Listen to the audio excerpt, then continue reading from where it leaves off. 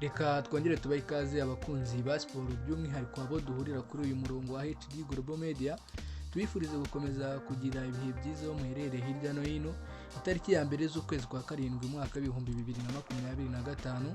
Iyi rero akaba ari itariki ivuze byinshi mu mateka y'u Rwanda ndetse n'abanyarwanda muri rusange. Itariki nk'iyi rero mu mwaka w'igihumbi 1962 akaba ari bwo u Rwanda rwabonye ubwigenge rukigobotora ku ngoyi y'abakoloni. Urumva rero ko ari itariki ivuze byinshi mu mateka y'abanyarwanda. Twebwe rero tuje kureba ibiri kugarukaho muri siporo yo ku mugabane w'Uburayi ndetse no ku yindi migabane, ariko turi buze kwibanda cyane cyane ku mikino ikomeje kujya mbere hariya muri Leta Zunze Ubumwe za Amerika. Amakipe akomeye rero yo ku mugabane w'Uburayi yagayitse mu ijoro ryashize, aho ikipe ya International Domira nyuma yo gusezererwa, ikipe ya Manchester City nayo yayikurikiye.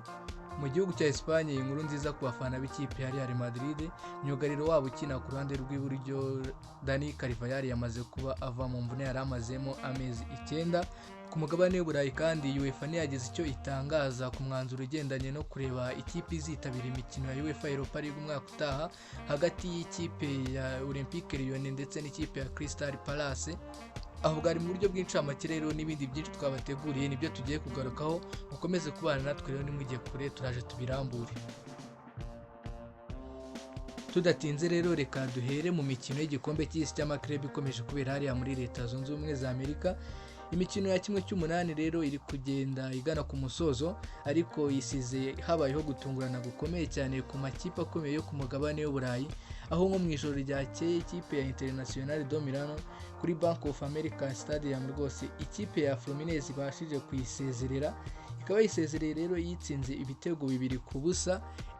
Ni Inter rero muri rusange yagize umukino mubi kuko yaje no gutangira umukino nabi itsindwa igitego.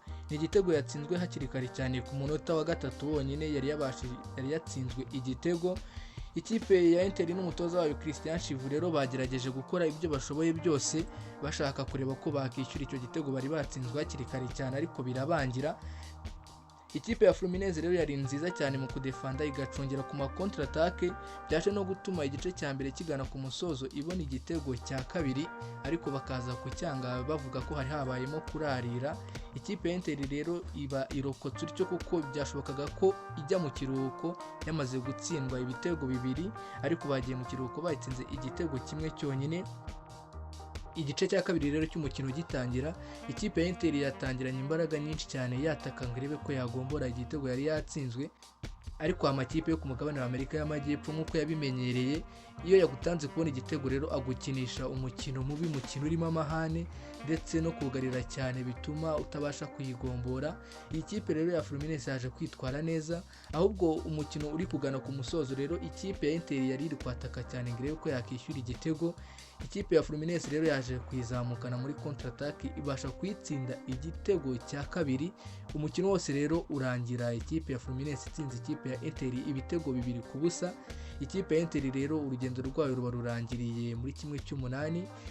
Umutoza wa Inter rero Christian Chivu akaba atangiye nabi cyane, ubwo no gutegura umwaka utaha w'imikino. Mu gihe rero abantu benshi bari bakibaza ku bimaze kuba ku ikipe ya International Domira, ikipe ya Manchester City rero niyo yari itahiwe. Yagombaga kumanuka mu kibuga rero mu rukerera rw'ijoro ryo kuri uyu wa kabiri, aho yagombaga gukina n'ikipe ya Al Hilal yo mu gihugu cya Saudi Arabia. Abantu benshi rero bateganyaga ko ikipe ya Manchester City igomba kuza kwitwara neza muri uyu mukino ndetse ikanasezerera Al Hilal, ariko siko byaje kugenda. Nubwo ikipe ya Manchester City yatangiye neza cyane, ku munota wa 9 wonyine witwa Bernardo Silva yari yamaze kuba afungura amazamu ku ruhande rw'ikipe ya Manchester City. Ikipe ya Manchester City rero bagiye kuruhuka iyoboye umukino n'igitego 1-0. Igice cya kabiri rero kigitangira, ikipe ya Al Hilal yari yatsinzwe, yatangiranye imbaraga nyinshi cyane, byaje no kuyikundira rero ku munota 46 ibona igitego cyo kwishyura, ikomeza kwataka cyane. Rero ikipe ya Manchester City yakinaga nabi muri iyo minota, iza no gutsindwa igitego cya kabiri. Ikipe ya Al Hilal ijya imbere n'ibitego 2-1, ariko bidatinze cyane ku munota 55 Erling Braut Haaland nk'uko asanzwe abigenza afashe ikipe ya Manchester City gutsinda ibitego, yaje kuyitsindira igitego cya kabiri. Amakipe yombi yongera kunganya ibitego 2-2. Amakipe yombi rero yakomeje kugenda asatirana, ariko nibyagira icyo bitanga kuko iminota 90 y'umukino yaje kurangira amakipe yombi anganya ibitego 2-2. Byaje kuba ngombwa rero ko bitabaza iminota 30 y'inyongera. Muri iyo minota 30 rero niho ikipe ya Manchester City yaje gutsindirwa, kuko ku munota 94 Kalidou Koulibaly yahise batsinda igitego cya gatatu cy'ikipe ya Al Hilal, ariko Phil Foden wari winjiye mu kibuga asimbuye Rodrigo Hernandez Cascante yaje kuhita akishyura ku munota w'104. Byumvikane neza rero ko amakipe yombi yanganyaga ibitego 3-3, ariko ku munota w'112 umusore wari wabatsinze igitego cya mbere Marcos Leonardo Santos Almeida yaje kubatsinda igitego cya kane rero ari nacyo cyasezereye ikipe ya Manchester City, kuko iminota 120 yose yarangiye ikipe ya Manchester City itsinzwe ibitego 4-3. Urugendo rwa Manchester City rero ruhita rurangirira mu mikino ya 1/8. Uyu rero akaba ari umukino watunguye abantu benshi cyane, kuko abantu ntibatekerezaga ko ikipe ikina muri shampiyona ya Saudi Arabia, abantu batekereza ko iri hasi cyane ku bijyanye na competition, iza igasezerera ikipe ikina muri Premier League, shampiyona ya mbere ku isi, ndetse iyi kipe ijya inabasha gutwara inshuro nyinshi cyane. Ikipe ya Manchester City rero ibiratunguranye gutyo isezererwa mu mikino ya 1/8. Tugarutse mu gihugu cya Espagne rero, inkuru nziza ku bafana b'ikipe ya Real Madrid. Myugariro wabo rero ukina ku ruhande rw'iburyo Dani Carvajal yamaze kuba agaruka nyuma y'igihe kirekire rero kingana n'amezi 9 yari amaze mu mvune. Yamaze kuba agaruka rero, ubu ngubu akaba yemerewe kuba yajya mu kibuga. Iyi mvune rero akaba yarayigize mu kwezi kwa 10 umwaka ushize, ubwo bakinaga n'ikipe ya Villarreal muri shampiyona y'igihugu cya Espagne La Liga. Uyu musore rero akaba yamaze kugaruka rero, akaba aje gufatanya n'abandi kureba ko bakitwara neza bagakosora ibitaragenze neza mu mwaka ushize w'imikino, dore ko bitwaye nabi cyane kuko barangije umwaka wose nta gikombe na kimwe batwaye, ndetse batsinzwe inshuro 4 zikurikiranye n'ikipe FC Barcelona. Iyo rero akaba ari mukeba wayo w'ibihe byose hari mu gihugu cya Espagne. Urumva rero ko ari inkuru nziza ku bafana b'ikipe ya Real Madrid ndetse no ku mutoza wabo Xabi Alonso, ugomba kumwongera mu bakinnyi agomba kwifashisha mu mwaka utaha w'imikino. Reka dusoreze muri UEFA rero.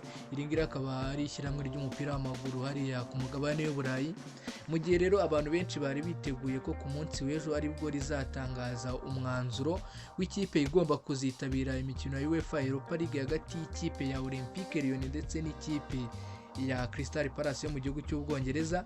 UEFA rero ntacyo yigeze itangaza, na n'ubu rero hakaba hataramenyekana ikipe igomba kwitabira imikino ya UEFA Europa League umwaka utaha w'imikino hagati y'ikipe ya Olympique Lyon yo mu gihugu cy'Ubufaransa ndetse n'ikipe ya Crystal Palace yo mu gihugu cy'Ubwongereza. Aya makipe yombi rero yari yabashije kubona itike yo kuzitabira iyi mikino umwaka utaha, ariko yombi aza kugongwa n'itegeko rya UEFA rikumira amakipe ahuje abaherwe cyangwa se ba nyirayo ko atagomba kwitabira mu marushanwa ategurwa na UEFA icyarimwe yose akitabira kandi ahuje abaherwe. Ikipe ya Olympique Lyon ndetse n'ikipe ya Crystal Palace rero zikaba zitegereje kureba ikipe imwe izemererwa kwitabira iyi mikino. Tubibutsa ko ikipe ya Olympique Lyon yo yamaze kuba inamanurwa mu cyiciro cya kabiri hariya mu gihugu cy'Ubufaransa kubera ibibazo by'imyenda ndetse n'amikoro. Ubwo rero ni ugutegereza tukareba umwanzuro wa UEFA icyo uzaganishaho. Nsoza rero ndashimira abantu mwese tuba twabanye, abatwereka ko tubana umunsi ku munsi, mwese ndabashimira rero, mukomeze mugire ibihe byiza. Jye na Fisto, reka tuzasubire mu biganiro byacu by'ubutaha, mukomeze kugira ibihe byiza.